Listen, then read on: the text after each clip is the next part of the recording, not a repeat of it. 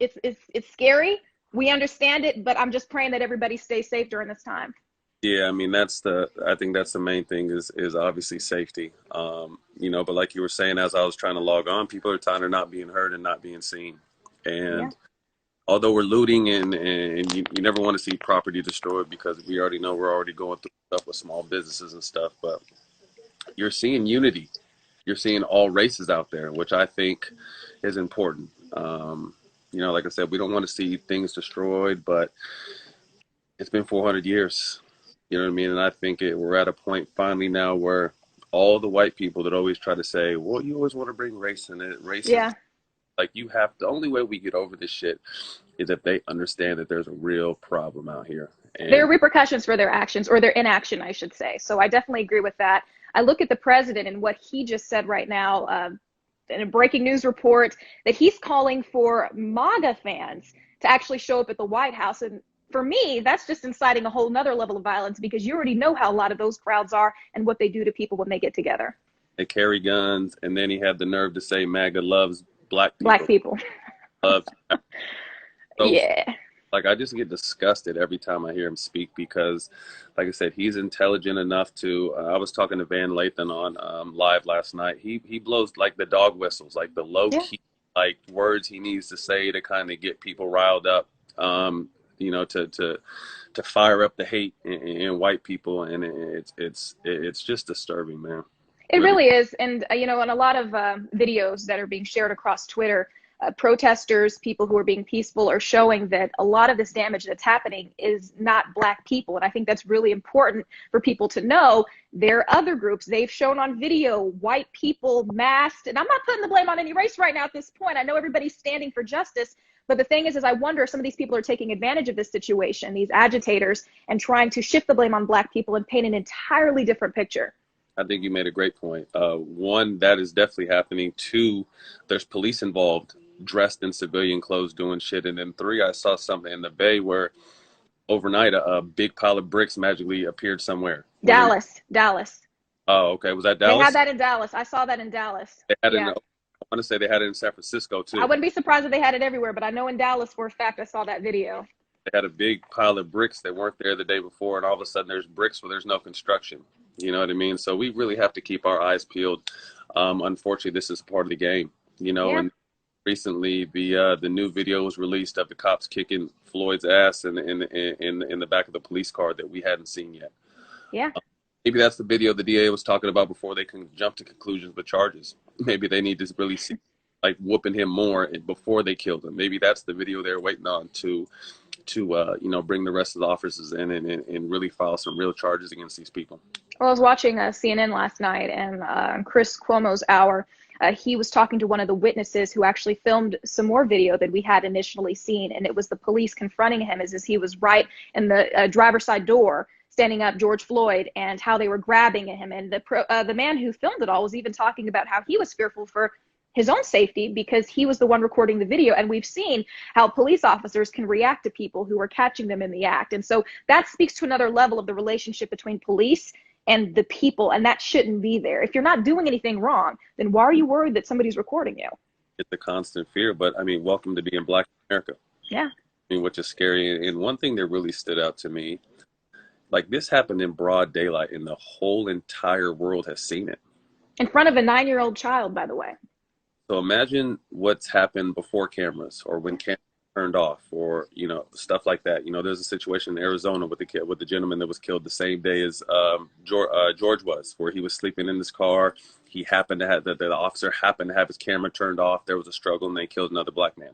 So that hasn't really made as much news. I'm sure in the next few days it'll make news because the George Floyd stuff is kind of taken over, but it just continues to happen, and it really makes you question, how many people have died and charged to being brought because all they had was the police officer's word.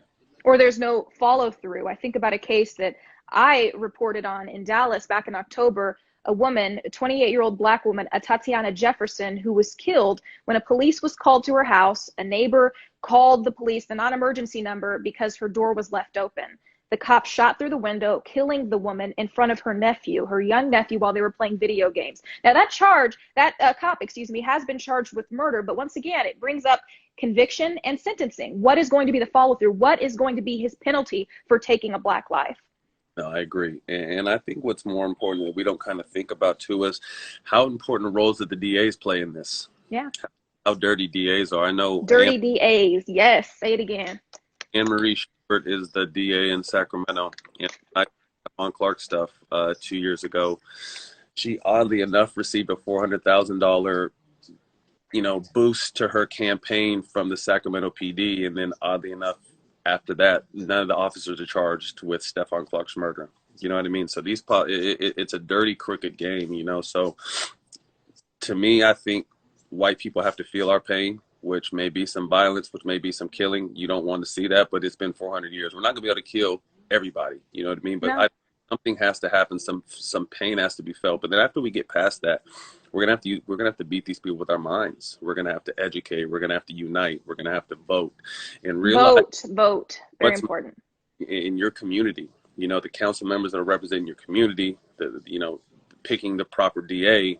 At the municipal level, people don't understand that. They think voting, they think, oh, Trump versus Biden, electoral college, my vote doesn't matter, which is not true. But also at the base level, your community and the people who are charged with representing you, the people who are making the laws that are unfair or fair, the sheriffs who are put in charge of the police departments, you have a say in that. And people don't realize their power, or they're just too damn lazy to get up and vote, or they haven't been educated. And that's another good issue you brought up, Matt, education.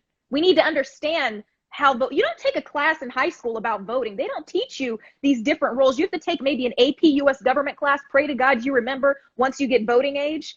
It's not enough. That should be a required class in schools. I mean, knowing these offices and their responsibilities and your responsibility as a voter. They don't teach you enough about that. They definitely don't. And then most of us, growing up, we're surviving to live. We're not really living. We're in survival. Exactly. Last thing, I'm going to go vote for people who don't give a fuck. That's our mentality, and that's our thinking. And, to me, more than ever, we have to unite, black and brown, black and black, brown and brown. But, and this is not to kind of stereotype people, but other races and ethnicities stick together. Jewish people are a good example of that. The Asian communities stick together.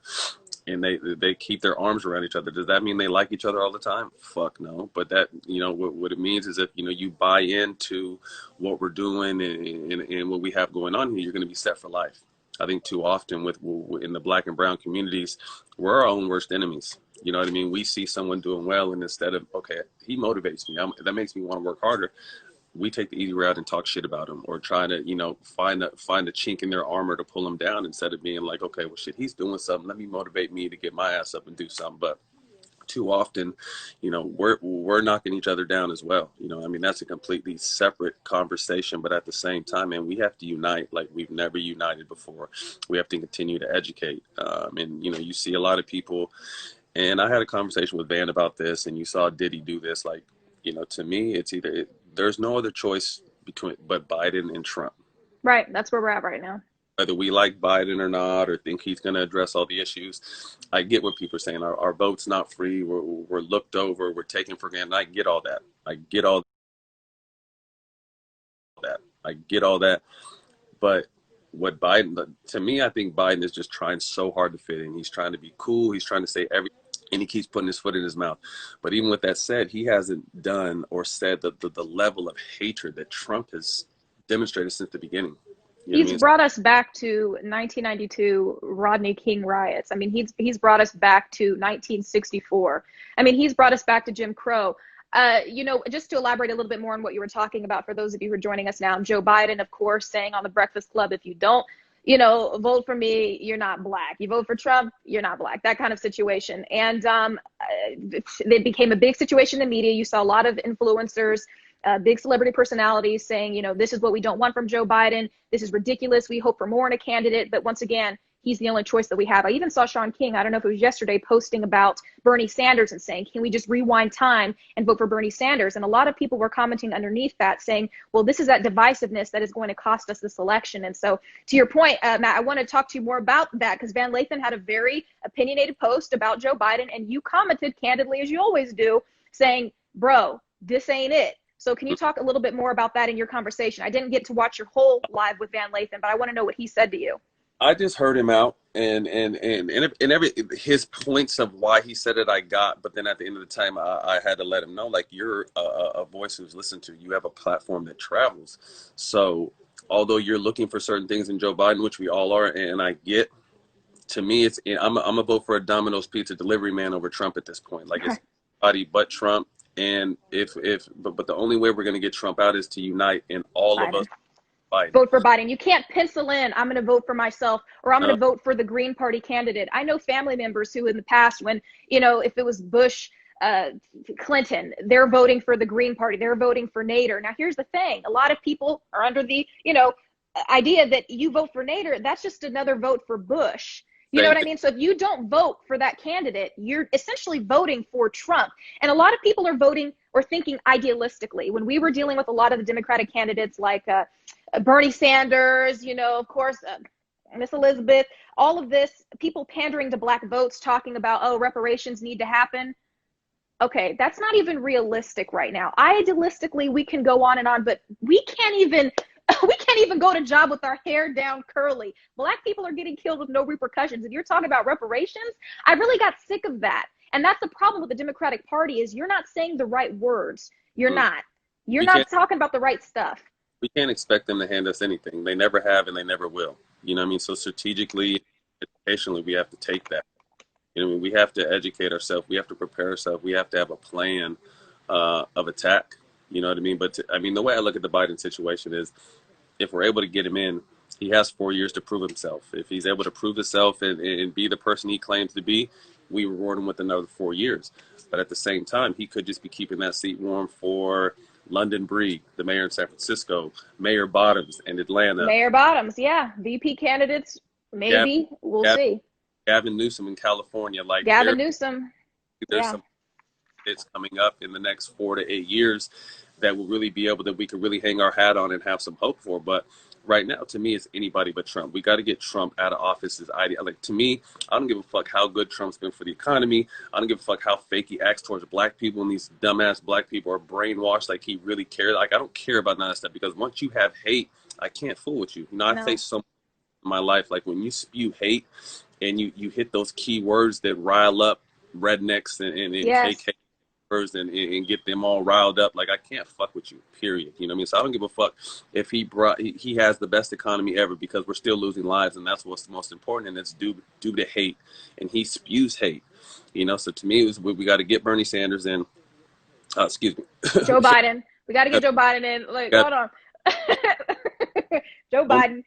The only way we do that is to unite, Unite. working with some people, and hopefully we'll get you involved too. We just got to come up with some kind of strategy and some kind of campaign to get everyone to the polls. So me and a couple other celebrities are working on some stuff, and I'll keep you filled in with that. Yeah, But please. Yeah, I'm just to Van Lathan right now, because, I follow Van Lathan. Van Lathan follows me. I like some of the work that he does. But when I saw that post that he made, to me, the quote that came to mind was from Training Day, Denzel, the shit's chess, not checkers, okay? We right. can just talk about these simplistic moves. Oh, he's not perfect. No, we're thinking about the long game here. And to me, I think about Biden as almost the ultimate patriot, because I'm going to be honest with you. I think Joe Biden is doing this for his country. I don't think he's doing it for any egotistical reason. He's old as hell. All right. He's putting his body on the line. He's been through traumatic losses. His child died from brain cancer. He's been through hell. All right. And I think he's doing this so that we have an option to steal some of those white votes away from Trump. Okay. Those of you out in Texas who are watching Dallas, you saw how Beto O'Rourke lost to what's his name? How the hell did I just forget this man's name? Ted Cruz?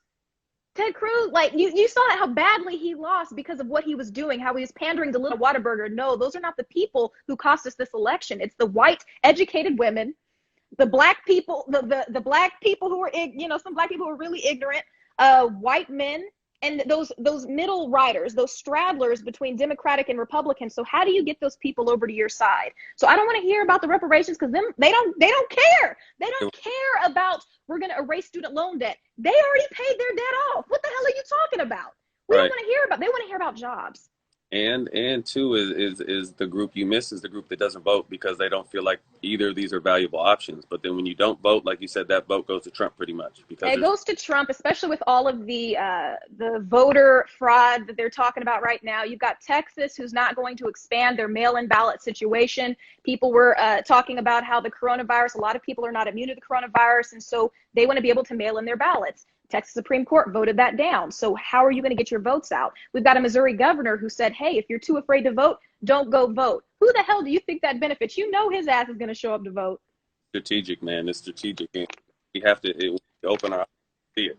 You know, what I mean, we got to continue to open our eyes. But just to get back to the looting, you're seeing it going across the Yeah. country, and like we're being heard. Like I said, a lot of businesses are being lost, and that's unfortunate because I mean I know the economy was already struggling before this with the pandemic. It's gonna take a major hit right now. But the knee didn't work, the fist didn't work, the quiet sit-ins didn't work, the peaceful protest didn't work. You know what I mean? So what you're seeing now is a product of people not being heard and not being seen. And you see people all over the news, oh, they're doing this, and I get that. But let's not forget why they're doing this. Let's not forget now that these cops beat this man's ass in a car, that the video just came out today, and then another man had his knee on this man's neck for nearly 9 minutes as he cried out to his dead mom. Like, my mom's dead. Like, I couldn't imagine in being awake, not in a dream, but crying out to my mom, who I know is not on earth no more. Like, I couldn't imagine what kind of pain he's feeling to feel like he has to do that. You know what I mean? So let's not lose focus on why all this shit is happening. Yeah, if you want to blame somebody, you should blame Derek Chauvin, the cop who killed him, the three cops who also held George Floyd. Rioting happening, thousands of people are taking to the streets after Regis Korchinski Paquette. Her family believes that she was pushed from a balcony by police. They're investigating that right now, but the fact is that there's such a distrust between the people and the police that this is what's happening. And that's what you have to remember. And I really liked what Van Jones said yesterday on CNN when he was once again talking to Chris Cuomo. I was up really late at night, and he said, if you're worried about lawlessness on the streets, you need to fix lawlessness in the police precincts. The cops are so dirty. I mean, if you look at the situation where the CNN camera crew was arrested, and then the statement that came out from the next day from the police department, they didn't identify themselves. Well, you can clearly see them time out. We're with CNN. We're with CNN. Well, you know what I mean? So when they completely think that they can just lie to our face, and why doesn't the media push back on that? The media wants to push back on everything. The media always wants to tarnish victims' names. And in fifth grade, he stole some fucking cupcakes from, you know what I mean? Like, they'll bring out anything they can do. But when we know it's a lie, we see blatant lies. This police department said, well, they didn't identify themselves. We didn't know they worked for the newsroom. We all heard them say CNN at least 10 times as they were getting arrested. They put a statement and the media is just okay with that. Instead of firing back, like, no, we saw the video. They clearly. And questioning it. Right. You know what I mean? And contextualizing it. And I've been a member of the media for the past 6 years. And so what I see is that lazy journalism of people just putting out press releases, people not fully understanding what it means, and bias. Of course, you have people, regular people like you and I, who have lived different life experiences, their biases that they developed, and they're writing these news stories and they're feeding it to the public. And so that's the result, is when we get these one-sided stories. And of course, people who are too afraid to take a side and say, hey, this is wrong. And a lot of people have got it confused. It is black versus white. No, this is right versus wrong. It's as simple as that. And either you're on the right side of history or you're on the wrong. Or everyone versus racist. There you go. Everybody versus racist right there. It's got to be, you know what I mean? You sit back and, I laughed about it last night with Van, but like, what if all the gang members that are killing each other every day turn their focuses and efforts on cleaning up their neighborhoods and attacking racism? Like, that was shit. Like, they wanted, these white people carrying around guns want to get like crazy. Like, we do this for real, for a living, for survival. Like, they have their guns polished up in the rack. We have guns on us today. Like, we live different. So if we flip this shit on them and press them like, what's up? You know what I mean? Like, what neighborhood you from type shit, talking to these racist people, the shit would change. You know what I mean? The shit would change, and you don't want to see a bloodbath. But at the end of the day, I kind of revert back to, I grew up in the 80s. I was born in 1980. That's back when parents could spank their kids. I got my ass whooped, and that's the only way I learned. And I still ended up looking crazy and doing some wild shit. But now you can't put your hands on kids, and it's trouble. But I say all that to say, like, people don't learn through just telling them stuff. Like they No, have to feel the pain. They have to feel just a little. They can never feel all of our pain. They can never feel no. years worth of pain. They can't. No, you can, but you can take action because I think there's something as basic as the golden rule. And if you don't want somebody doing it to you, then it should. Leo Green, one of my colleagues, she is an anchor at Channel 8 WFAA, my former station in Dallas. She just commented saying that there are police officers who are working to fight internal racism in the departments. And I just want to kind of put it next to your comment, Matt, where you were saying that you believe that most cops are bad, not all cops, but most cops. And I just wanted to ask you about your experience and maybe how you'd respond to something that like somebody like Cleo would have said, has Be said. honest with you, that was made out of frustration. And when I specify and talk about this, to me, I don't believe there's more cops with bad intentions than good intentions. What I mean is there's not enough good cops to stand up to the bad cops, which makes them silent, to me, which makes them bad. So they're not Mm-hmm. necessarily the ones out here killing people for the color or doing dirty shit.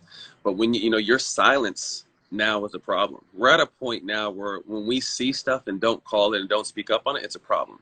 When I agree. white people don't want to admit that race plays in every day of our society, that's a fucking problem. Like we have to realize and face the facts. It may not be you, but your ancestors had something to do with like Mm-hmm. realize the problem. Address. Realize your part, realize your privilege, and how much louder your voice could be heard if you chose to take a stand. Because it wasn't just black people marching with Martin Luther King. There were white people too, people of different races, and it is important that we have those allies as well. We I'm need half white too, Matt. You're half white as well.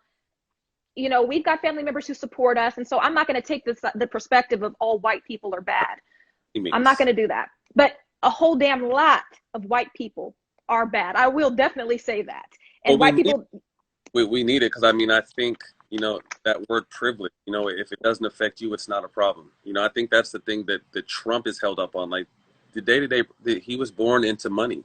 He got his first $1 million to get started, from his pops. So he's never faced day to day problems. You know what I mean? So although I have money now, I came from nothing. Parents, drug addicts, food stamps, hella people in one. Like I came from that, and I promise to never go back there. But if you've never dealt with anything, your privilege doesn't allow your mind to go to places that, okay, well, they're really you can see it, but you've never felt it. Like these people are really struggling and really hurting. And I think that's where a lot of white people miss it because it doesn't affect them. They think it's not a problem, which is sad. But we really know it's a problem. We've just for years, been hundreds of years, we've been turning a blind eye to it. And the only way, unfortunately, I don't know if it'll ever go away, but the only way I feel like it can get better is it has to be addressed. People have to feel uncomfortable. Like yeah, people have to feel uncomfortable. Yeah. have to have a conversation because there's no growth when you're comfortable. Now we're No. talking in life, like you're not going to get better at something when you're comfortable. You have to be taken out of your comfort zone and really feel the pressure, feel the heat, and see what you're made of. You know what I mean? So that's what we have to do with this situation. We have to have these uncomfortable conversations. The knee in George's neck is going to be something that's ingrained in our mind we'll never forget it. No, We'll I think we all, that's a good point. All of us have to do our part. Everybody, I remember, working in Dallas, some of my colleagues, when I'd speak about race, they get very uncomfortable, and people would see it in the videos I would post. I get in trouble for it. And I'm like, this was a news broadcast, but apparently on my social media, a lot of black people are looking at this and saying this is unacceptable. And I think we all have a responsibility, especially as minorities in the media, to speak up and take a stand. And so just talking about, athletes as well, the voices, in sports, talking about the Minnesota Timberwolves. I know the coach there held a Zoom conference with some of the players, just kind of getting some of the pressures off their chest, talking about what's happening in the world today. And I just wanted to ask you, what do you want to see from, the NBA to help uplift and support this cause? I think not only the NBA, but I think every professional sports platform, we have to speak. We need our white stars to speak. We need Tom Brady to speak. Yeah, we do. We need what's the boy's name? The young kid, the lefty that went to Philly, the top young baseball player. Got his name. We need our white stars to speak. Yeah.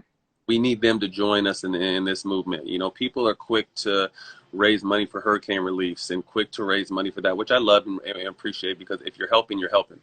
But this is a problem that has been around for a long time. And this is somewhere where people sit on their hands. This can't be a time where you sit on your hands. I said something in my story yesterday, like, watch your friends right now.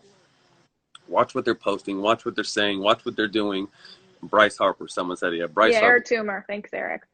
Bryce Harper to speak up. We need these stars. I saw J.J. Watt speaking up. He's always been about community, but there's a lot of white stars and musicians. Shout out Taylor Swift. You know, It's and interesting, Taylor Swift, especially when you consider Kanye West. I think about Kanye West and how he had always been a vocal supporter of Black issues, the struggle, and then all of a sudden he's pro MAGA, and now you have Taylor Swift. She's a bigger Black advocate than Kanye West. That's sad to me. imagine when he stormed the stage, drunk on Hennessy, talking big shit, and then to where we are almost 10 years later. Like, who would have ever thought that Taylor Swift would be more for us than Kanye is, which is sick. How is that possible? I'm sure. I mean, I don't know if you know Kanye West. Have you ever met him? Had a chance to talk to him? No. You know what I mean? I respect. One thing I've learned being in LA is I've learned to separate the talent from the person. You know Yeah. what I mean? I've been let down by so many people that I really look to. Like, these motherfuckers ain't shit, but they're very talented. You know what I mean? And I'm not even saying that about Kanye in general. I'm just saying, like, I've learned to separate the two. You know what I mean? So I was a fan of his early music, and I've passed him in crossing. But, you know, to me, for him to understand his platform, and like I said, we're so worried about money in this country, which I get it, because money makes the world go round.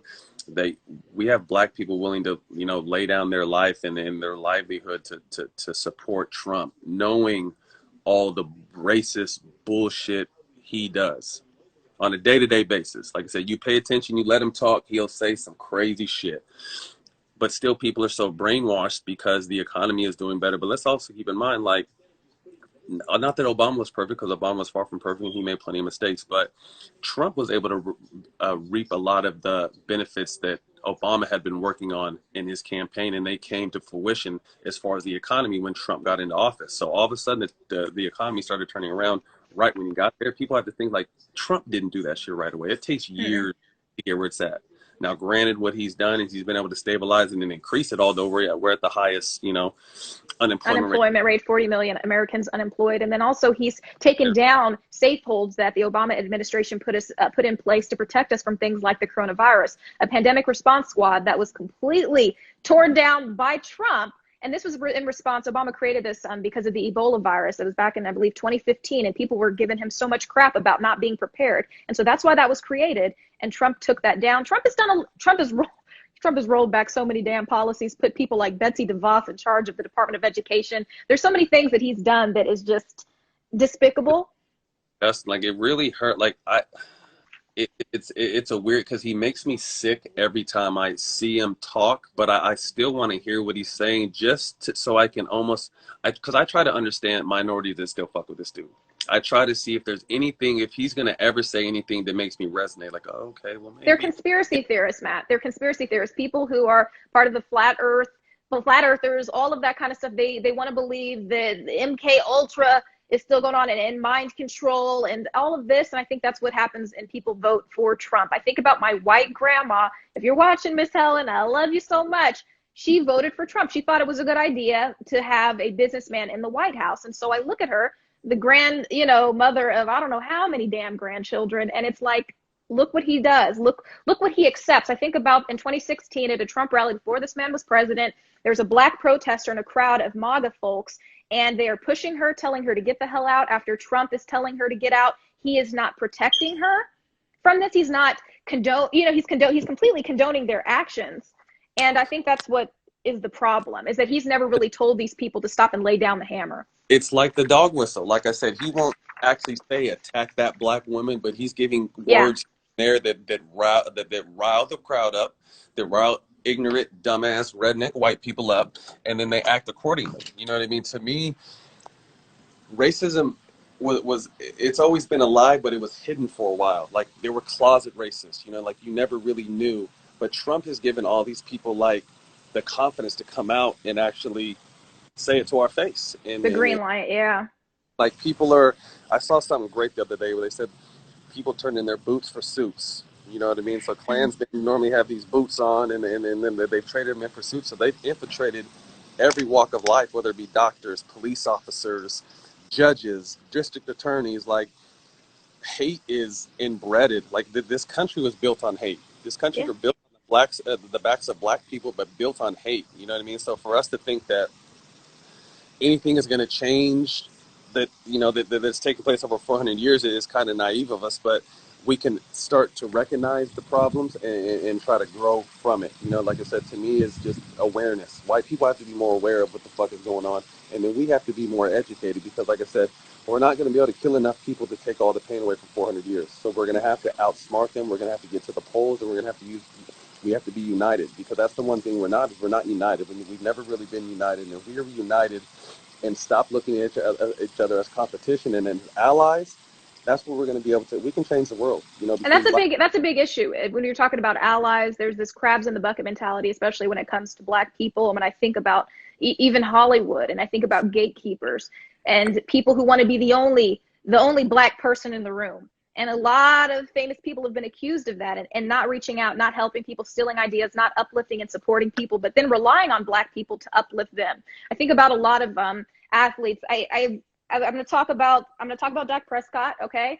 Was a couple of years ago, he was asked during training camp, what did he think of all the protests that were happening? He said there's a time and place to protest. Dak Prescott is a highly high-rated quarterback. He has a voice. He is on America's team, and he chose to say that. And Dak Prescott, he's mixed, but he is black. And the thing is that if something were to happen to him, the black community would have his back. But when we ask you to speak for us, you want to be Jerry's boy. But all it would take is all of your top players to say something, and those guys who are sitting on the bench, they're not going to lose their jobs. I understand the fear of speaking up and losing your job, but when you have Tom Brady saying something, if you have Pat Mahomes saying something, what the hell are you going to do? That's the franchise player. What are you going to do? That's why I love the NBA. Because people like LeBron James has always stepped to the platform and always spoke, which allows people like myself, when I played this. I mean, I was going to speak regardless, but I didn't give a fuck. But people who might be scared to say something, when your stars speak up, you open the door for the rest of your league. You know what I mean? Like, baseball is a very conservative sport, but still within that, they know what's going on. More baseball players need to step up. Football is really a slave. If any sport is a slave mentality overall, it's football, which is unfortunate because it's my favorite sport. My favorite sport too. The way the owners run the shit, the way there's no guaranteed contracts, the way they get black athletes in and out, it's crazy.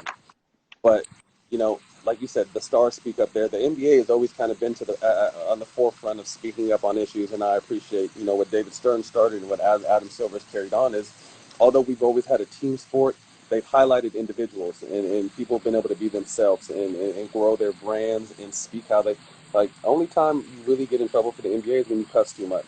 You know what I mean? Yeah. Outside, you can pretty much freely speak your mind, and that's great because athletes have a huge platform. Huge platform. Huge. I mean, we're talking about the bottom line here. If we're talking about money, I mean, they have the ability to get people to donate. They have so many people, I mean, I just don't think they recognize their power. I don't think they recognize their power, and that's the issue. And you can't be afraid if everybody's standing up at the same time. You talk Colin Kaepernick, you guys used him, turned him into a martyr, and he doesn't have a job anymore, but he's doing great things. Nike endorsement, he's not suffering by any means, but he sacrificed his job, his dream, to speak on social injustices, and other people did not support him. And I thought that was so depressing, because if they all did it, you can't stop them. It would have been insane. But like you said, that's what made me not fuck with Dak Prescott, was his stance on that. You know what I mean? It was interesting in Dallas, the time that he did that. There's this artist, an Arlington muralist named Trey Wilder, and he painted Dak Prescott in the style of Get Out, that classic scene where he's just like, and they painted him in that.